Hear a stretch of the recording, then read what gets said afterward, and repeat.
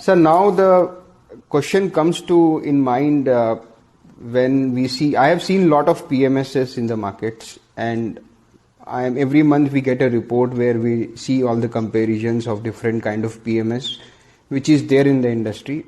Turtle Star is not there because like you are low profile, so that your name is not there. But I have seen other PMSs portfolio, for example, ASK, Motilal Oswal, ICICI, Sundaram. So whatever PMSs we have, and from last 10 years also. So I was checking their performance and their returns. So since inception, they have given 18% kind of return. Someone says that they have given 25% return. And when I go in the age of, let's say, 5 year, then someone says that they have given 30% kind of returns. So see, currently the confusion in the PMS industry is how this returns calculations happened. So for example, someone says that I follow a model portfolio approach. Someone is having aggregate kind of portfolio approach, and someone says and they show that whoever has invested the first client, so they show that kind of performance. So it's getting really difficult to understand that how we should read such kind of performances in the PMSs. And I would like to know about your PMSs, that what kind of strategy you follow, plus how one client can look at into these performances. Because what happens normally, people have invested just to see the past performances, but when client invest in PMSs, technically client is struggling to get the returns. So that's why the PMS name in the markets, the confidence goes low. So if you can answer my question, I think a lot of my clients will understand how we should read these points. Sure.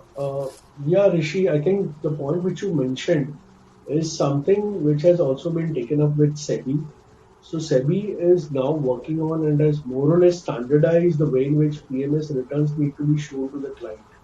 So the PMS returns now need to be shown in terms of TWRR, which is the total weighted rate of return. That is from the time of inception when the client has given money, how it has been invested, and what is the value of that portfolio. So there is a fixed carved out formula on the basis of returns, on the basis of which the returns from each PMS will be depicted and shown to the client. So the way in which an NAV calculation for mutual fund has been standardized, it's a similar way in which even the returns which are being shown for PMS will be uniformly carved out. But what is also important to note is that what needs to be taken is actual client portfolio performance rather than a model portfolio performance.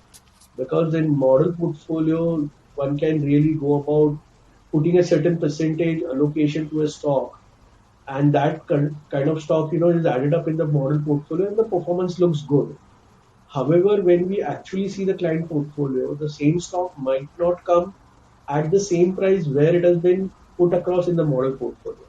So the execution of the model portfolio is good because it is on paper, but the execution of the actual client portfolio in the market is going to show a completely different picture.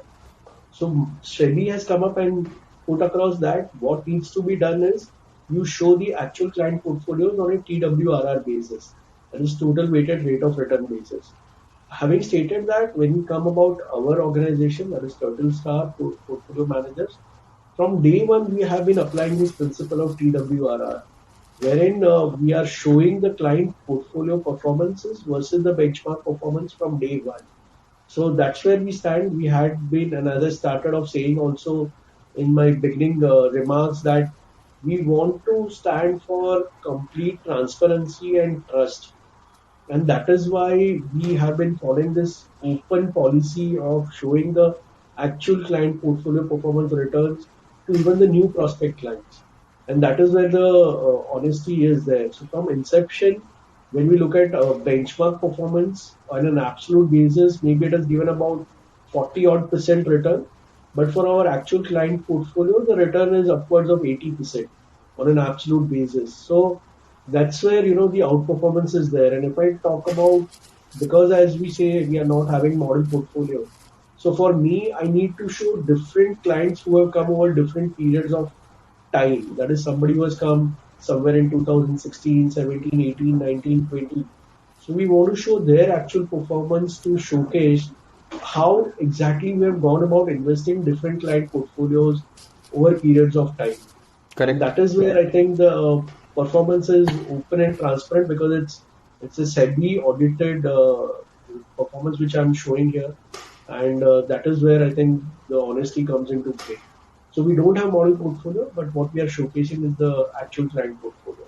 And if I talk about all the client portfolios which have come, we have been lucky enough and also successfully managed to outperform the benchmarks for majority, maybe a significant portion of our client portfolios. We had some underperformance of some few clients which we had got in the period of 2018 or so, and which are very much now coming back on track. But yes, barring those few accounts, majority of them are kind of doing well, and we have beaten the benchmarks in that fashion. So it's a client portfolio when it comes that is more important, and that's how we are showing it to our prospective clients as well. So when you say the benchmark, so what is your benchmark? Because your benchmark word everyone is using in different fashion. So I want you also to clarify what is this benchmark? Sure. So, Rishi, when we talk about our PMS strategy, and as you also stated that we are more of multi-cap portfolio. So Mm-hmm. our benchmark is of BSE 500, and BSE 500 is almost 95% of the listed market cap universe, within which if we talk about the top companies which are there as part of Sensex and Nifty, they would account for almost about 55% or so of the total BSE 500 weightage in the total calculation. So our benchmark is BSE 500, with which we will compare, because we are more of a multi-cap approach in investing. Sir, how much return your PMS has given if I, let's say, if I have to compare till date since inception with the benchmark? So if you can throw some light on that, I think that will also give me some understanding how is your performance. Sure. Rishi, I touched upon that same point in the earlier answer. However, I'll just repeat it for everybody, Yeah, that yeah. the benchmark, the PMS benchmark which we have is BSE 500. And since inception, the BSE 500 has given a 42% kind of a return. However, the actual client portfolio which we have is upwards of 82% or so. So that's a significant outperformance versus the benchmark. Since Mm-hmm. inception, I'm talking about actual client portfolio.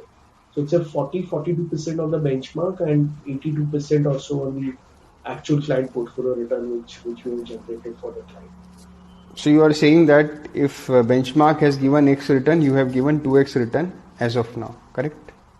Yeah, Rishi, that's a great way to put it across. However, having stated all of it, I don't want to go about saying that because things have happened in the past, we want to kind of use it to showcase to people that that's something that we want to promise, or that is something that we want to catch their eye upon. My real honest statement would be that it's better to look at the process and how we are trying to pick up stocks and invest into those. And if we have the process in place, then the returns will be good. At the same point in time, what has happened in the past and what is going to happen in the future, let us not try to look at that, history has done so much and so it makes sense. I don't want that to be colored at all. Look at the process, believe in the philosophy, and if there's an integration of thoughts on the same philosophy, it would make sense to go ahead with. And also the way in which interest rates worldwide have corrected, and the way in which it is unlikely to go up in the near future of next 2 3 years as well.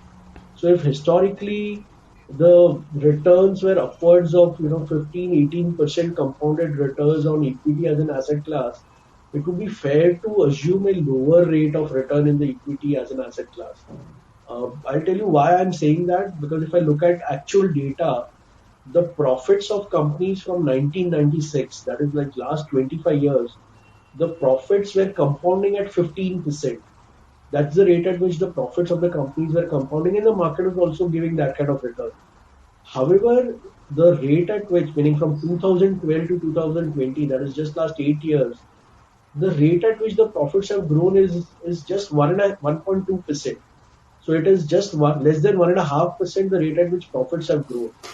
So if the profits are growing at a lesser rate, then the expectation of return should also be toned down. I'm not saying that it was, but let's look at the reality. So if the profit figure, the rate of profit figure will grow, then we can expect that the equity as an asset class will also deliver higher returns. And reversion to mean is very much possible. And the way in which things are getting structured, barring the pandemic which came in, uh, things look promising over a period of time. So historical returns are great, but they are not promises for the future. Thanks for your again going very low and giving the right feedback and honest answers. See, even I don't wanted to ask you this question, but if I will not ask, that is also wrong at my part, because otherwise we will not come to know that what you have done so far, right? So Sure. I am not looking at that you have done, if I have given you X and you have done 2X, or I should say to viewers that, okay, Sunil Shah has given 2X return, please come and invest. So that is not the point. See, what happens normally, I will tell that little bit client side also, or whoever is coming to the equity market, they don't understand what you have said right now. If they will understand this philosophy, the life will become easy for everyone. So that is the main challenge. Even though if you give the right material to a client and if you give a right process, right philosophy, client will ask end of the day, return क्या दिया, performance क्या है.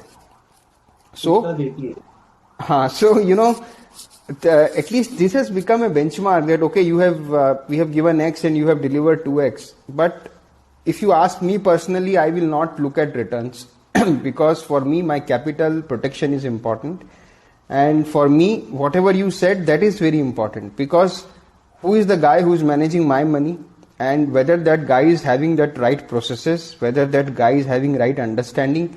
See, if all the processes are set, I think by default I will get the returns. So I'm not looking at returns. I'm looking at right person who can manage my funds and who can give justice and who is having the right concepts. What like you rightly mentioned that if you see the results calendar and if you see the quarter on quarter results also, so fairly I think 18% is also a higher return in equities according to me.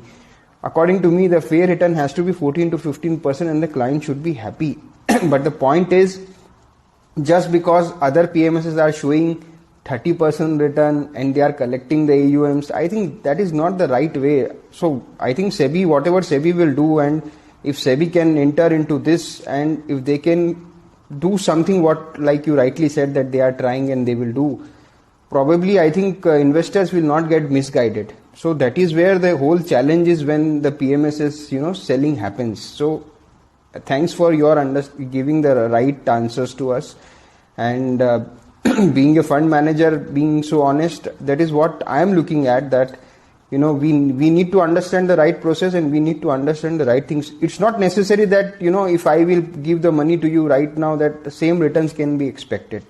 So it depends upon the markets also. So thanks for this.